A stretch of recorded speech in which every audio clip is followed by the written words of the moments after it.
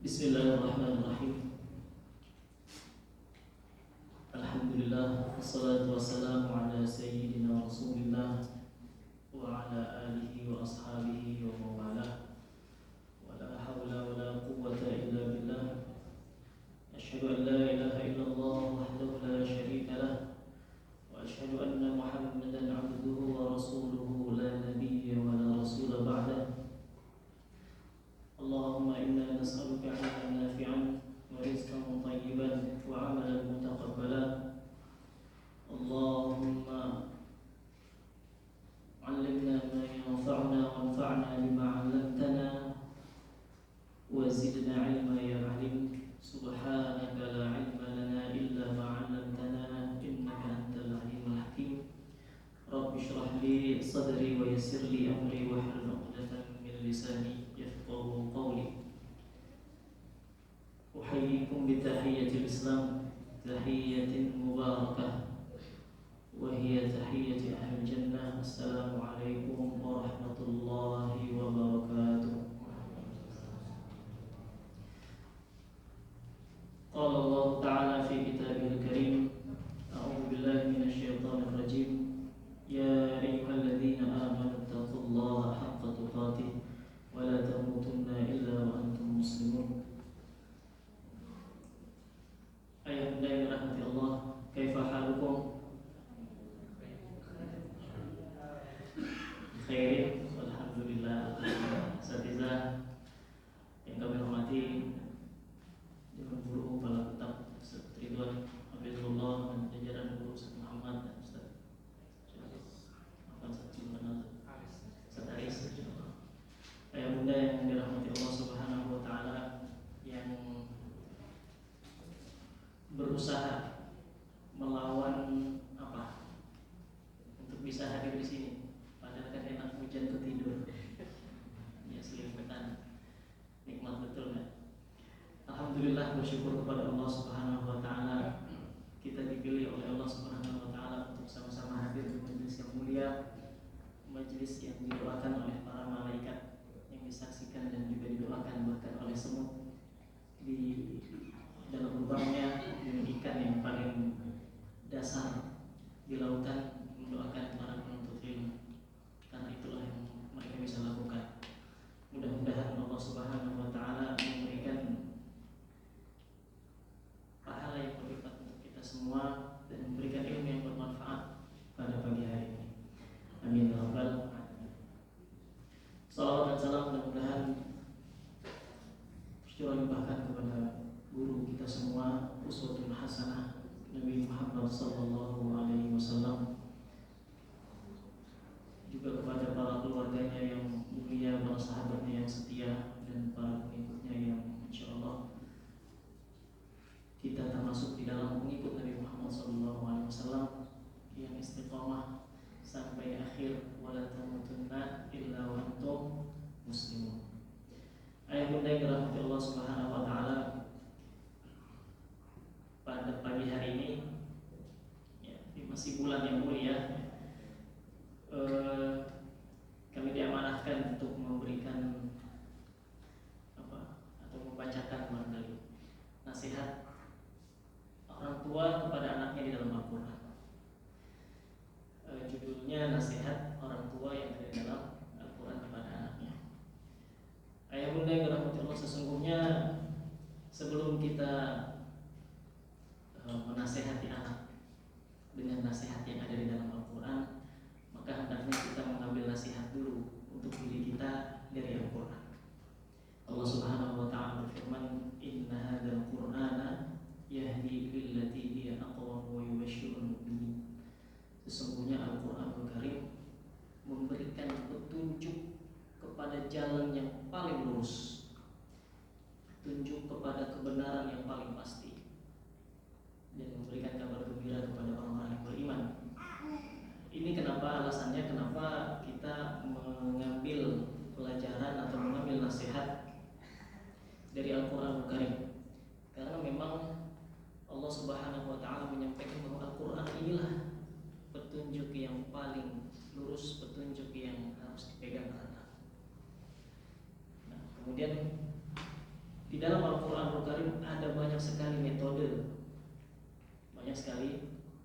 yang disampaikan untuk menjadi petunjuk, untuk menjadi pedoman. Allah menggunakan banyak sekali metode di dalam Al-Qur'anul Karim.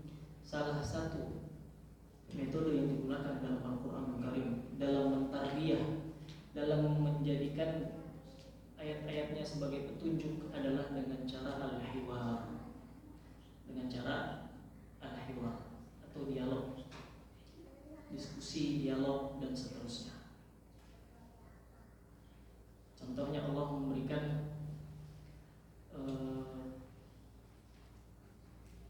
dalam surah Al-Qaf misalnya, wa nazzalna minas samaa'i ma'an mubarakan fa'ambatna bihi jannatin wa habbal hasid wan nakhla basiqatin laha tal'un nadid rizqan lil 'ibad wa ahyayna bihi baldatan maytan kadzalikal khuruj. Allah Subhanahu wa taala menyampaikan bahwa kami menurunkan air yang berkah dari langit. Hari ini kita lihat air yang berkah dari langit. Ya, semuanya udah kena ya. Ada yang belum kena. Tutupan jas hujan yang harus dikenain di muka. Ya, biar dapat berkahnya. Kemudian kami tumbuhkan darinya, dari air itu, kebun-kebun, jannah, wa habbal hasid, dan biji-bijian yang nanti bisa dipanen. Wa nakhla basiqatin laha tal'un nadid, dan kurma-kurma mayang-mayangnya yang juga bisa dipanen. Rizqan lil 'ibad, sebagai rizki dari Allah untuk ibad, untuk hambanya.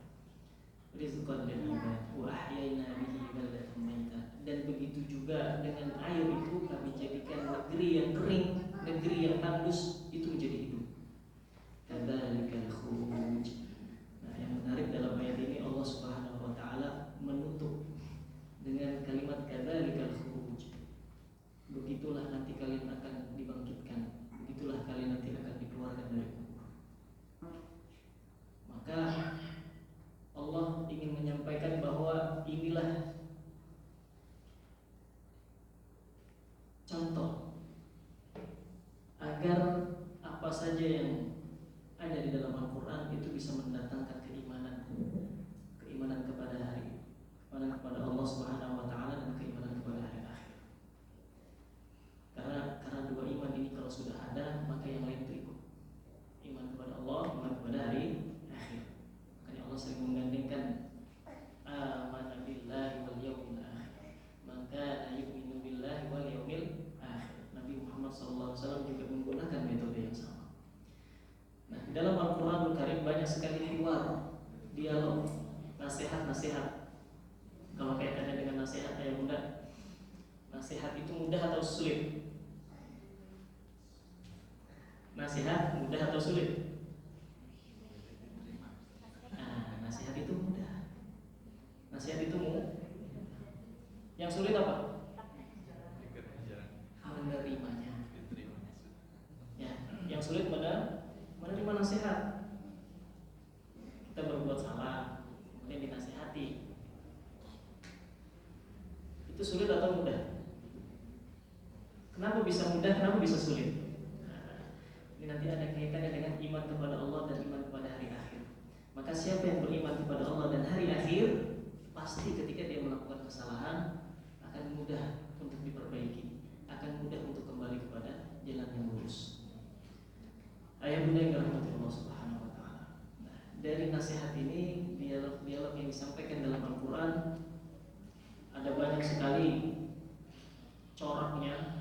Ada dialog antara Rabb dengan hambanya, ada dialog tentang guru bersama muridnya, ada dialog tentang da'i dengan mad'unya, ada dialog tentang dua orang yang saling bersaudara, dan juga ada dialog tentang orang tua dan anak. Dan saya bawa buku ya, kecil yang menjadi panduan, buku Sebuah Parenting karya Ustaz Budi Asari Hafizahullah. Ada di sini disampaikan judulnya itu menarik. Judulnya itu Ayah Bisu. Judulnya Ayah Bisu. Nah, nanti diawali oleh beliau, oleh Ustaz Budi dengan judul ilmiah. Judul ilmiah yang ditulis oleh seorang peneliti yang menjadikan penelitiannya ini disertasinya ya, yaitu Hiwarul Aba Ma'al Abna fil Qur'anil Karim wa Tatbiqatuhu Tarbawiyah. Dialog orang tua dengan anaknya yang ada dalam Al-Qur'anul Karim serta aplikasi pendidikannya. Nah, ini yang menarik ketika dirinci, maka tulisan ilmiah ini menukil atau mencatat ada 17 dialog berdasarkan tema antara orang tua dengan anak di dalam Al-Quran, yang nanti tersebar di dalam 9 surat, Ke-17 dialog ini dirincikan. Yang pertama, 14 diantaranya adalah dialog antara ayah dengan anak. Dialog antara ayah dengan anak. Kemudian 2 diantaranya adalah dialog antara ibu dan anak. Dan yang satu lagi sisanya adalah dialog antara kedua orang tua dengan anaknya. Ini rincian yang dicatat oleh beliau. Kira-kira sudah terbayang arahnya kemana? Yang pertama, dialog antara ayah dengan anak berapa tadi? 14. Dialog antara ibu dengan anaknya berapa? 2. Dialog antara ibu, ayah, kemudian anaknya ada 1. Nah, artinya subhanallah, mana yang lebih dominan? Dialog antara ayah dan anak. Tapi aplikasinya mana yang lebih banyak? Ya, barangkali ini yang akan kita lihat ya. Maka ini jika dibandingkan memang sangat jauh ya. Artinya 14 dibanding 2 itu jauh sekali. Bagaimana Al-Quran bisa memotret dialog antara ayah dan anak itu lebih banyak ya. Karena tentu saja barangkali kita juga merasakan bagaimana nasihat ya, nasihat atau ketika berdiskusi dengan ibu dibandingkan ketika berdiskusi dengan ayah. Mana yang lebih lama teringat? Mana yang lebih lama teringat? Dari pengalaman deh, pengalaman pribadi misalnya. Berbicara dengan ayah dengan suaranya yang besar, kemudian nasihatnya yang sedikit tapi pas gitu, dibandingkan dengan ibu yang apa saja dibahas. Ya mohon maaf ibu-ibu, banyak kan cenderungnya begitu. Mudah-mudahan di sini enggak, yang pas-pas aja. Maka rasa yang didapat ketika berdialog dengan ayah tentu akan lebih terasa, lebih pas, lebih kena, dan lebih lama. Ini berdasarkan pengalaman ya. Maka Al-Quranul Karim berjalan sesuai fitrah. Al-Quranul Karim berjalan sesuai dengan fitrah. Karena Al-Quranul Karim bersifat hakim. Wal Qur'anil Hakim, dzu hikmah, memiliki hikmah. Al-Quranul Karim memiliki hikmah yang salah satu diantaranya maknanya adalah dzu hikam atau al-haqaiq, yang benar-benar sesuai dengan realita. Wa kulu washrabu wa la tusrifu, makan dan minumlah secukupnya, jangan pernah berlebihan. Maka kalau makan minum berlebihan dampaknya buruk atau baik? Al-Quran memperingatkan itu, karena Al-Quran berbicara tentang hakikat. Maka ayah bunda yang dirahmati Allah Subhanahu wa taala, kita akan lihat di dalam surah apa saja terdapat dialog-dialog ini. Nanti bisa sambil dilihat kalau ada buku mushaf atau nanti bisa dipelajari di rumah. Kita akan lihat dialog yang pertama sesuai dengan urutan mushaf adalah di surat Al-Baqarah ayat 131 sampai 133. Ya. 131 sampai 133.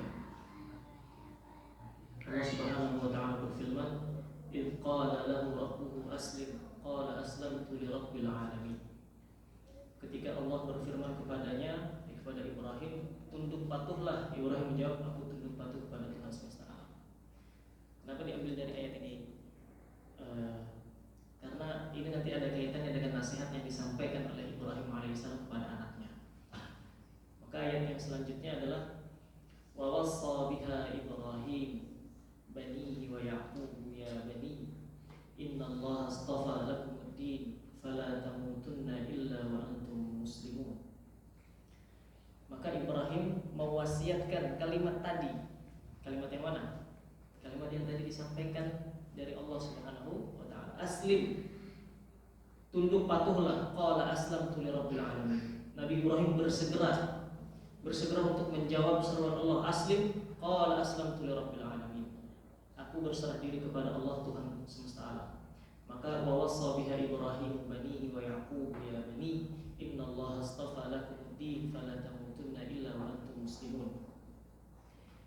Kemudian ayat 133-nya, am kuntum syuhada id hadara Ya'qub al-maut id qala li banihi ma ta'buduna min ba'di qalu na'budu ilahaka wa ilaha abaika Ibrahim wa Ismail wa Ishaq ilaha wahida wa nahnu lahu muslimun.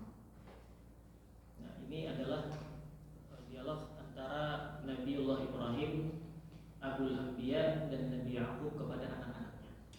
Nah, Nabi Ya'qub bagian dari keturunan Nabi Ibrahim bukan?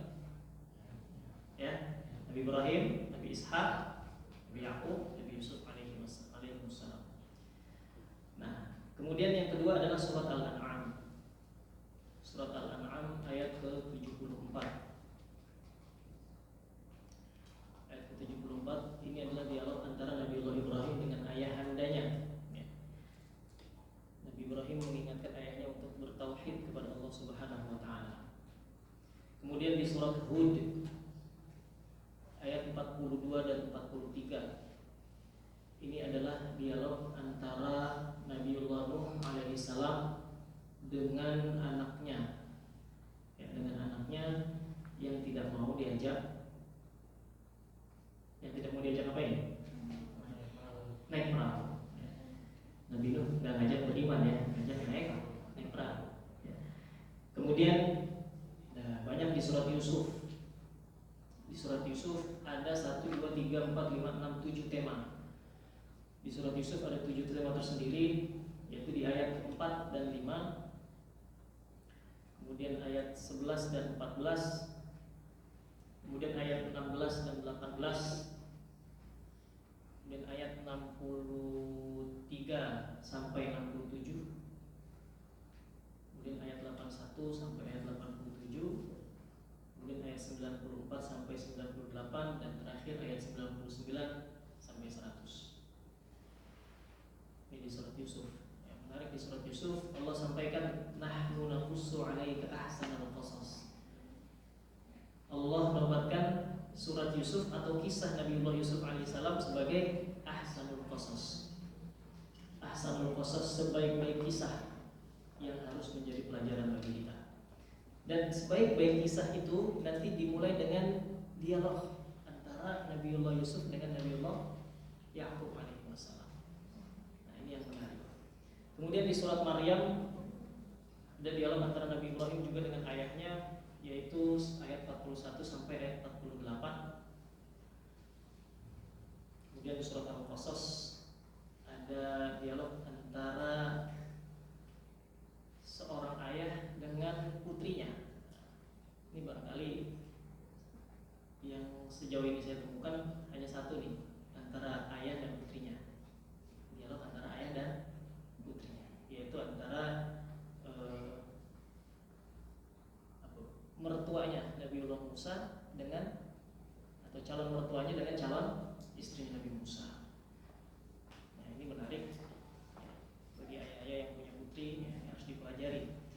Kemudian di surat Luqman yang tadi dibacakan sebagai legenda ya, legenda dari dialog antara ayah dan anak yang selalu dibawakan ya surat Luqman. Ya, yang masyhur sekali ayat 13 sampai 19. Kemudian surat As-Saffat ayat 102 ya, antara Nabiullah Ibrahim dengan Nabiullah Ismail ya, yang kaitannya nanti dengan perintah menyembelih. Nah, inilah semua surat-surat yang terdapat dialog antara ayah dan anak.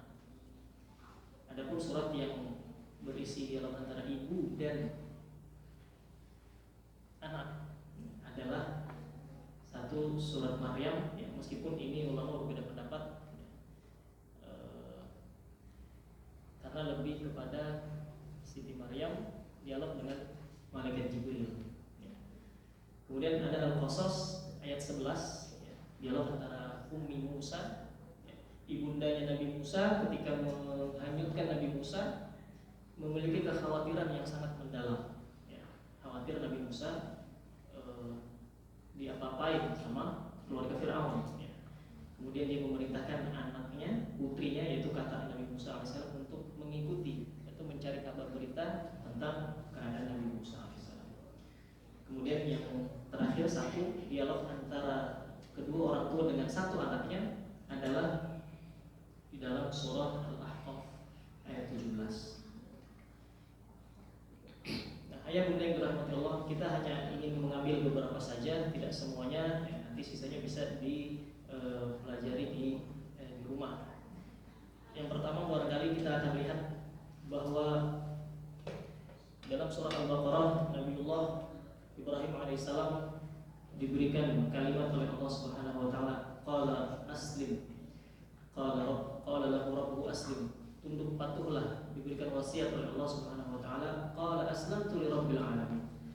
Dia bersegera untuk menyambut perintah Allah dengan tunduk patuh itu dengan aslamtu lirabbil alamin. Aku berserah diri ya Allah kepada Engkau Tuhan semesta alam. Maka kalimat inilah kalimat tunduk dan patuh atau penyerahan diri kepada Allah Subhanahu wa taala diwasiatkan kepada anak-anaknya.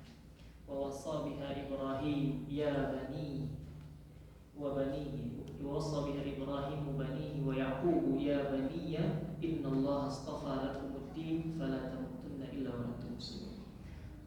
Nabi Ibrahim telah mewasiatkan ucapan itu kepada anak-anaknya, demikian pula Nabi Yaqub. Wahai anak-anakku,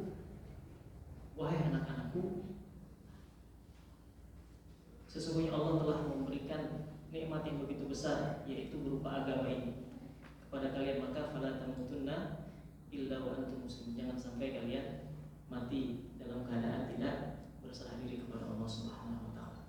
Ini adalah pendidikan tauhid dari Nabiullah Ibrahim dari seorang ayah kepada anaknya. Karena dia ingin menyampaikan bahwa nikmat terbesar adalah nikmat hidayah. Nikmat terbesar adalah nikmat iman. Ketika kita bisa menjalankan keimanan sampai akhir hayat, maka itu adalah nikmat yang paling besar. Maka Nabiullah Ibrahim ingin sekali menyelamatkan dirinya dan juga anak-anaknya. Nanti ini kaitannya dengan ayat ya ayyuhalladzina amanu qu anfusakum wa ahlikum nar. Peliharalah diri kalian dan anak keturunan kalian dari api neraka. Nah, inilah dengan tauhid. Maka kemudian Nabi Ibrahim mewasiatkan itu kepada Nabi Yaqub. Nabi Yaqub nanti mewasiatkan juga kepada anaknya. Dan seterusnya, garis keturunannya akan penuh dengan tauhid, penuh dengan keimanan. Maka di ayat selanjutnya, am kuntum syuhada idh hadara Yaqub al-maut. Maka ketika Nabiullah Yaqub mendekati ajalnya, Nabi Yaqub ingin mengevaluasi, ingin menyampaikan pertanyaan kepada anak-anak, dikumpulkan. Wahai anak-anakku, ma ta'buduna min ba'di? Apa yang akan kalian sembah nanti setelah aku meninggal? Nah, jawabannya menarik. Jawabannya bukan spontan, na'budullah, kami akan menyembah Allah. Tapi jawabannya adalah na'budu ilahaka wa ilaha abaika Ibrahim wa Ismail wa Ishaq. Disebutkan tuh ayah-ayahnya, disebutkan kakek-kakeknya. Ini menunjukkan apa? Bahwa Nabiullah Yaqub berhasil mendidik anak-anaknya untuk mengikuti keimanan dirinya dan juga ayah-ayahnya. Sehingga hadis kullu mauludin yuladu 'alal fitrah, setiap anak dilahirkan dalam keadaan fa'abawahu yuhawidani aw yunasirani aw yumajjisa. Maka ayahnya lah nanti yang akan membentuk dia, apakah dia jadi Yahudi atau Nasrani atau Majusi. Maka inilah peran ayah yang harus diperhatikan betul-betul, bahwa ayah harus menjadi pendidik tauhid pertama kali kepada anak-anaknya. Ayah dan ibu biar disebut juga. Ayah dan ibu untuk menjadi pendidik tauhid kepada anak-anaknya. Karena dia akan melihat, kami akan menyembah Tuhannya ayah kami, yaitu Ibrahim, yaitu Ismail, yaitu Ishak. Kalaulah Ibrahim menyembah patung, maka kami akan menyembah patung. Kalaulah Ibrahim menyembah batu, kami menyembah batu. Artinya ini adalah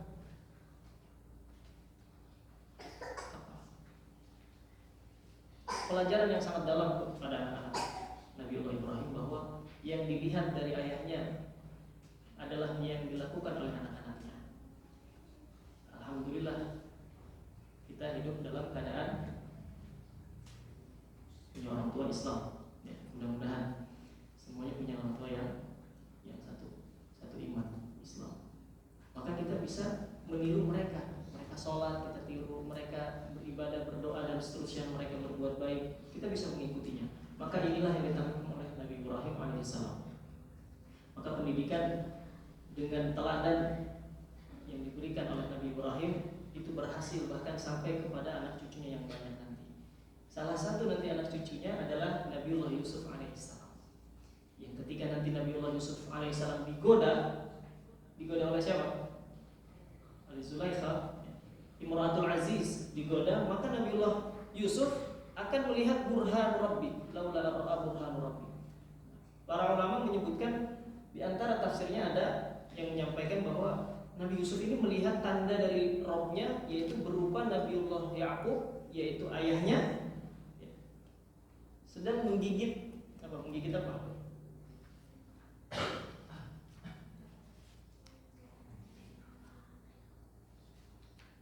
Artinya menekuk dada Nabiullah Yusuf alaihissalam sambil menggigit atau sambil berteriak.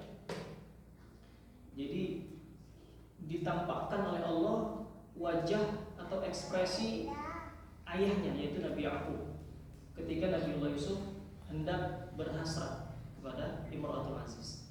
Maka para ulama menyampaikan Nabiullah Yusuf mengatakan, atau Nabi Ya'qub mengatakan, ya Yusuf, engkau adalah keturunan orang mulia, engkau keturunan Ibrahim, engkau keturunan Ismail, engkau keturunan Ishak, engkau keturunan Ibrahim.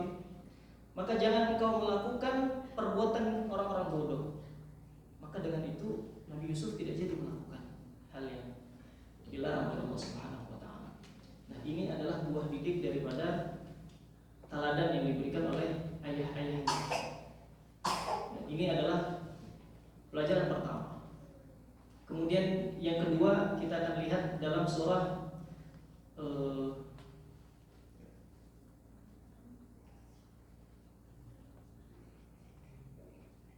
Hud alaihissalam.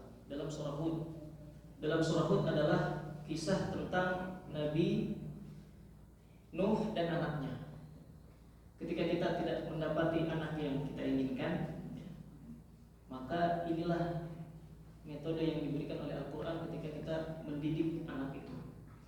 Maka Nabiullah Nuh alaihissalam menyampaikan, ya bunayya rakam ma'ana, wahai anakku, sini ikut naik perahu. Ayahnya tidak mengatakan, ya bunayya, berimanlah kepada Allah, wahai anakku, berimanlah kepada Allah, ikutilah aku, enggak. Tapi apa? Suruh ajak naik kendaraan. Kenapa disuruh naik kendaraan? Satu, karena bisa menyelamatkan. Dua, karena di dalam keadaan atau di atas kendaraan itu salah satu momen yang tepat untuk memberikan nasihat. Ini dilakukan oleh Nabi Muhammad SAW ketika memberikan nasihat beberapa kali kepada anak-anak. Salah satunya adalah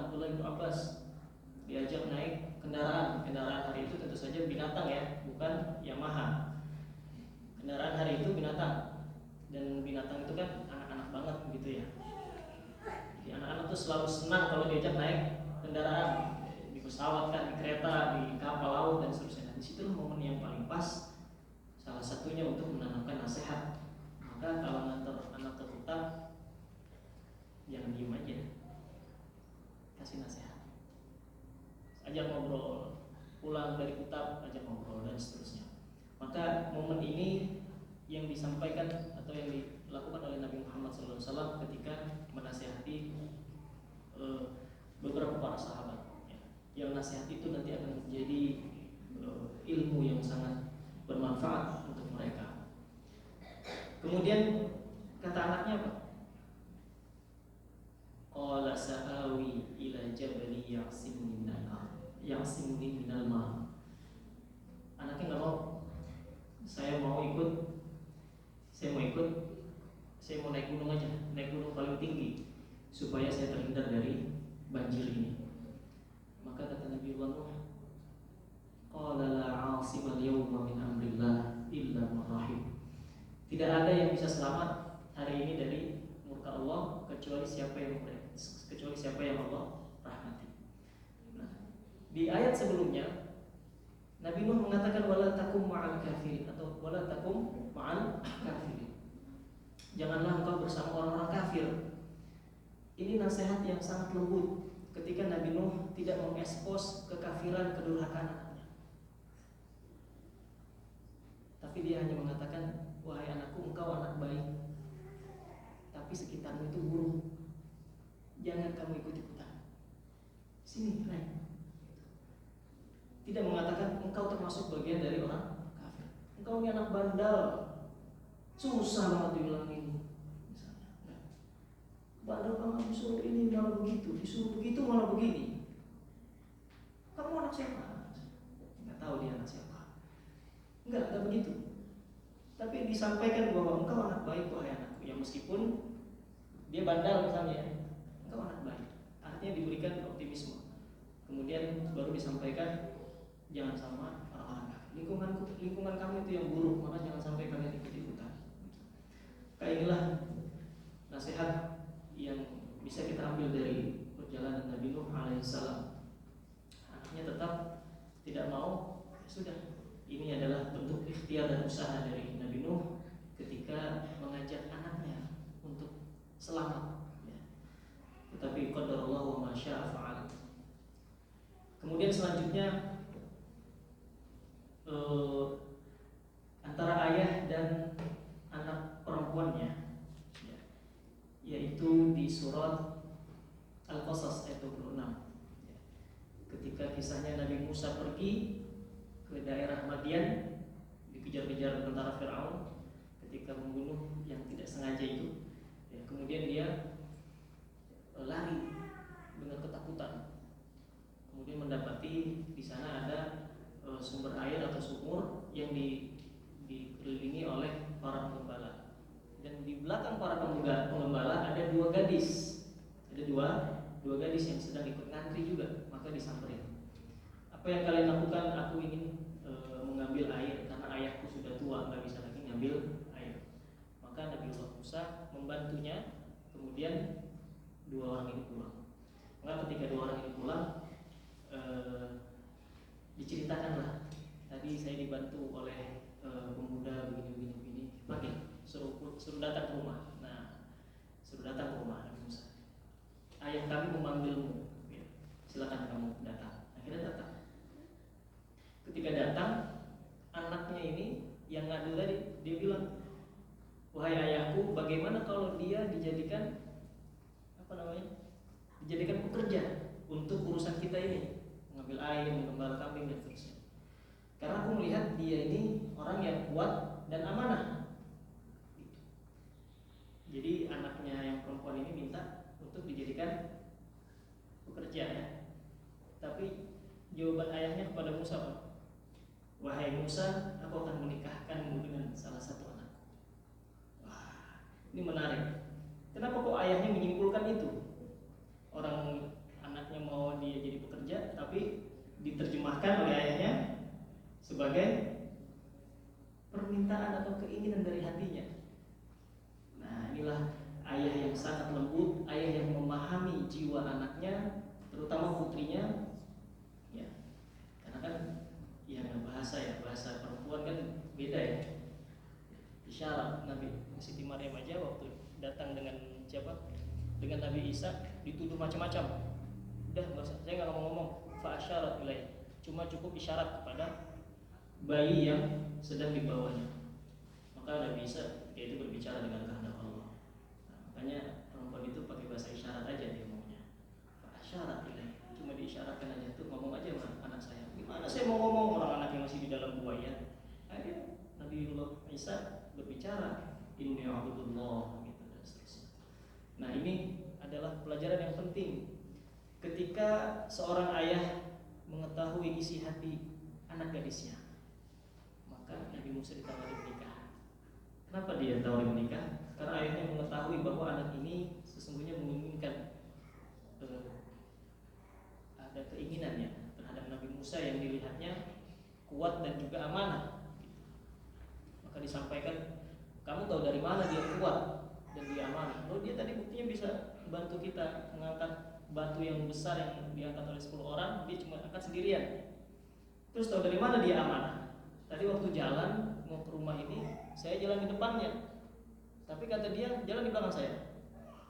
Jalan di belakang saya. Kalau mau belok kanan, tinggal lempar batu ke kanan. Mau belok kiri, tinggal lempar batu ke kiri. Artinya Nabi Musa tidak mau melihat wanita yang ada di depannya. Jadi dia lebih memilih berada di depan dan wanitanya di belakang. Maka dengan ini Nabi Musa ditawarin untuk menikahi salah satu dari putrinya. Inilah ayah yang sangat lembut, sangat memperhatikan kondisi anak gadisnya. Nah, ini semua di dalam Al-Quran kalimatnya itu kebanyakan ya bunayya untuk anak. Ya bunayya.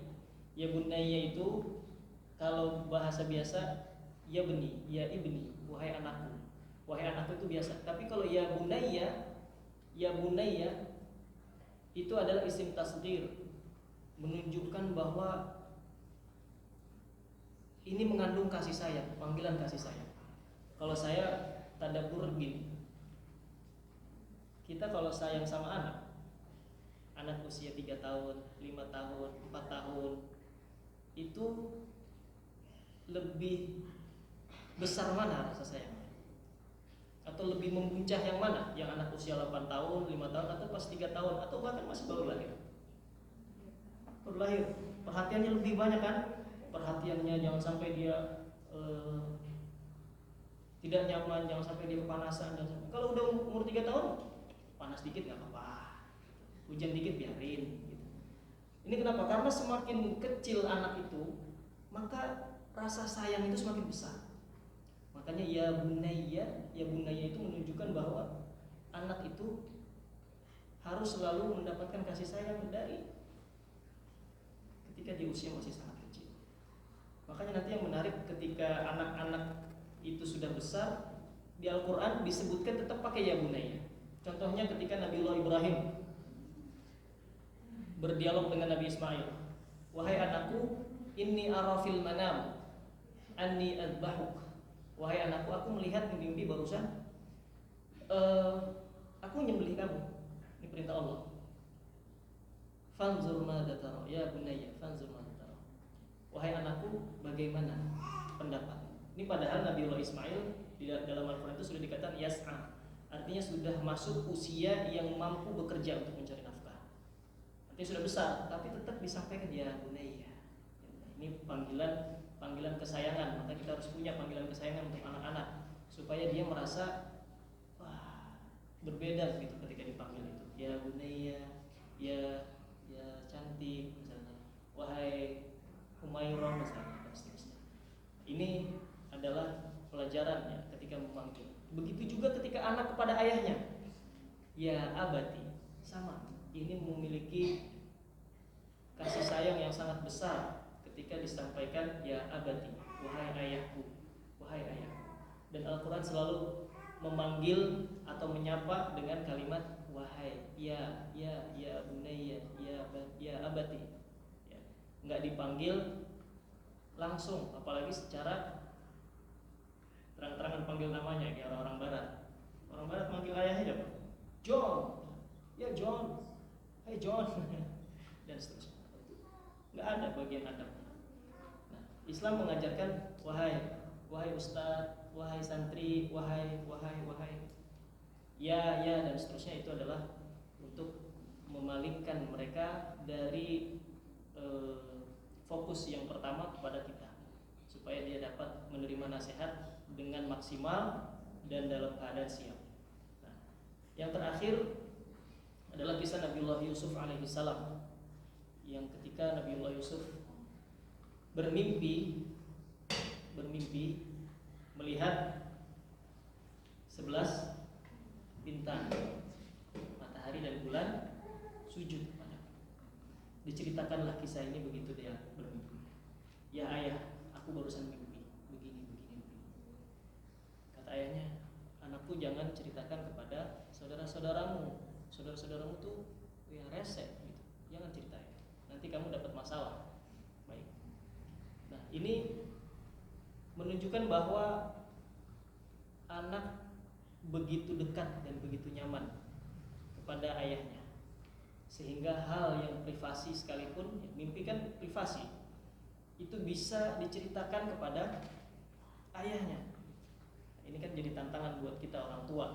Bagaimana anak-anak kita nih megang handphone misalnya, berita apa aja kan bisa lewat. Dia lihat apa, lihat apa dan seterusnya. Nah, kalau dia menyembunyikan apa yang dia lihat, apa yang dia rasa, apa yang dia alami, maka itu harus kita hati-hati. Karena semakin banyak yang disimpan, kita semakin nggak tahu nih, ini anak kenapa, ini anak apa yang sedang dia pelajari, apa yang sedang dia lihat, apa yang sedang dia amati dan seterusnya. Nah, ini menunjukkan ketika Nabi Yusuf menyampaikan mimpinya kepada ayahnya itu adalah orang yang sangat nyaman, sehingga bahkan privasi yang paling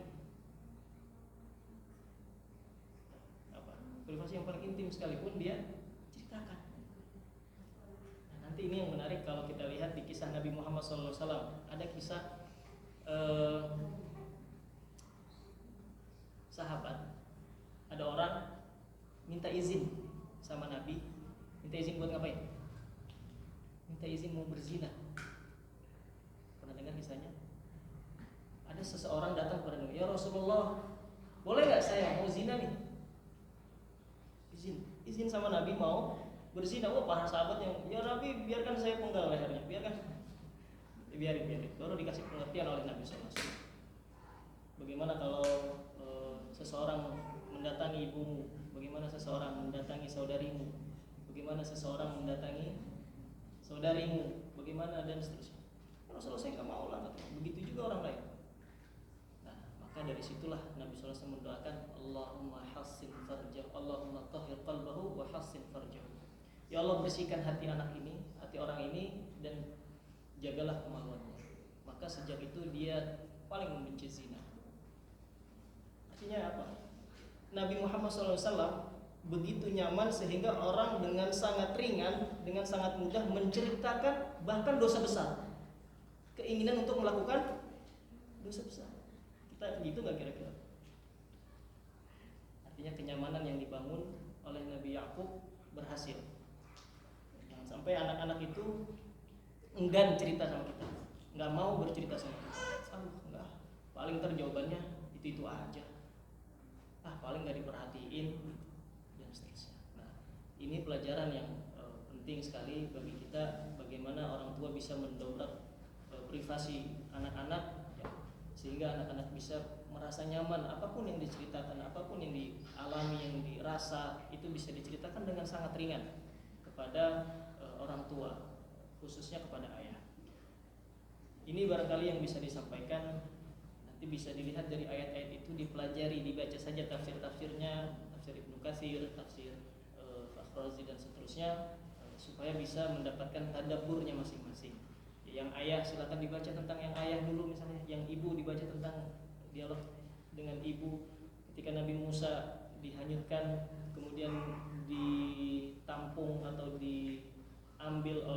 istana Firaun, dan ibunya tahu, ibunya langsung di dalam riwayat disampaikan ibunya itu langsung kosong hatinya. Artinya dia tidak memikirkan apapun kecuali memikirkan Nabi Musa. Gimana ini anak saya nih sampai kepada Firaun lagi. Firaun kan terkenal kezalimannya.